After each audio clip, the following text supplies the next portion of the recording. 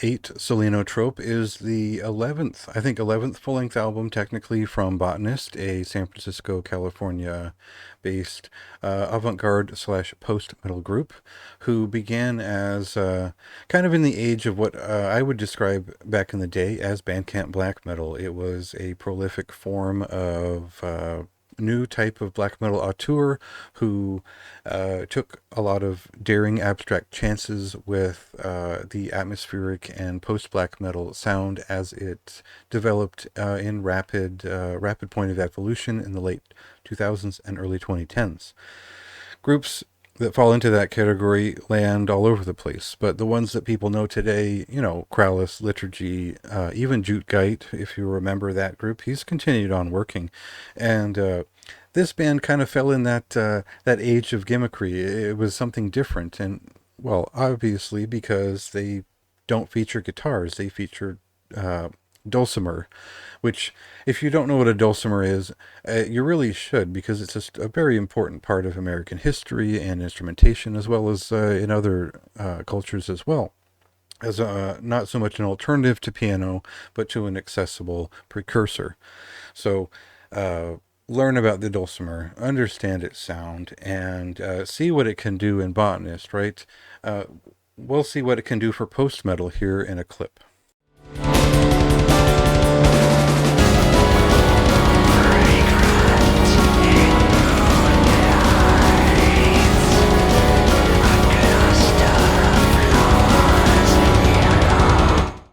So I feel compelled to explain why I'm talking about this band, because I don't think this is a normal pick from the typical choice that I would make. And it's because this band has developed in considerable ways over time.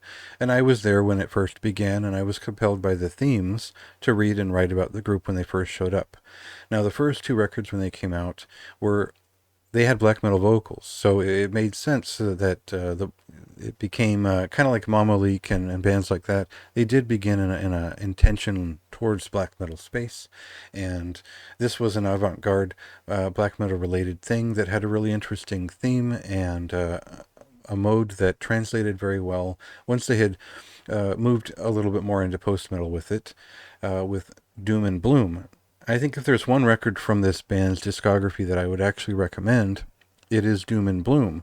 I think Mandragora and Flora really created what the band is today, and if you like those records, then this latest record is what you're looking for.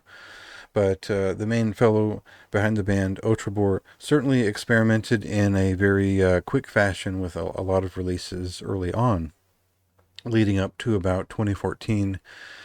Before it became much bigger and the possibilities began to grow as far as what he could do, where he formed both a live group and a sort of studio troupe, which was known as the Botanist Collective. So, without getting into all that, basically the sound of the band changed dramatically beyond Flora. Well, with and beyond Flora.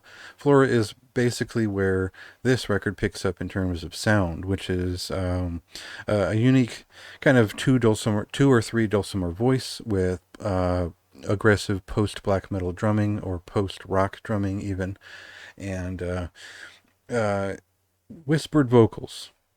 Right, now, that's the big thing here.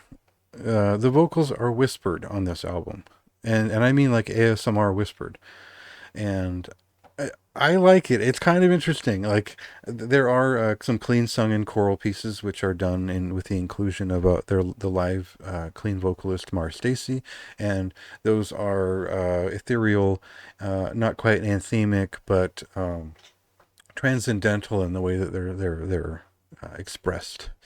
So there's a bit of harmony there as well, but most of the album is narrated through whispers, and that is very fucking weird as a listening experience. And I liked that. I don't want more of it. This is as much of it as I can put up with. But this was also part of the earlier releases as well on Flora and Mandragora, and part of the general voice of the band as it developed. And that's not really the surprise here. I think that really the reason to pay attention to this release today is because the compositions have gotten finer, the statements are better rounded, the general compositional quality of these songs is stronger, even if they depend upon post rock and post metal tropes in a lot of ways to create a somewhat cloying landscape. So I don't like the sweetness of it. I don't like the glowing, humming moonlight of it all. That's not really my thing. But when the mastery of the dulcimer in a weird way, if you listen to the people play the dulcimer elsewhere, this does not sound like the way people typically play the instrument. It sounds much more like banging at a piano version of black metal. So, and post black metal in this case.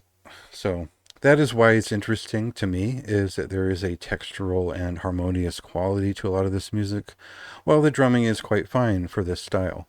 So I really had I got a lot of enjoyment out of this record, and I kept coming back to it because it communicates something, whether it's a feeling or a technique, or there's always something to pick up from the style of music. And they sort of add to the depth with that by the additional disc Moonlight, which adds an ambient layer on atop the record. It's meant to be played simultaneously. So there's some interesting depth there. I think this is such an out of left field thing for a lot of people. I think that the whispering is going to drive a lot of people crazy.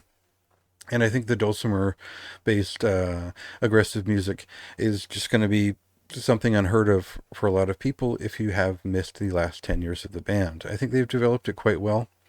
There's obviously more standout songs than others.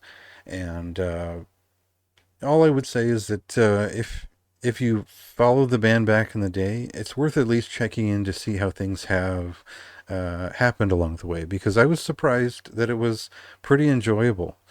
So it's a moderately high recommendation for me. I think there's just a couple of, like I said, kind of cloying, sweetheart songs on here that just don't really get me there without a lyric sheet. I'd like to read the lyrics more closely than what I could pick up from the whispering.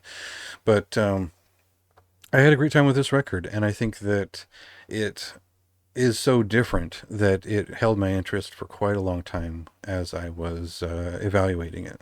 So, see if that's to your interest. You can read quite a long, extensive history of the band in the review to catch up with what they're all about, and you can listen to the whole thing next week.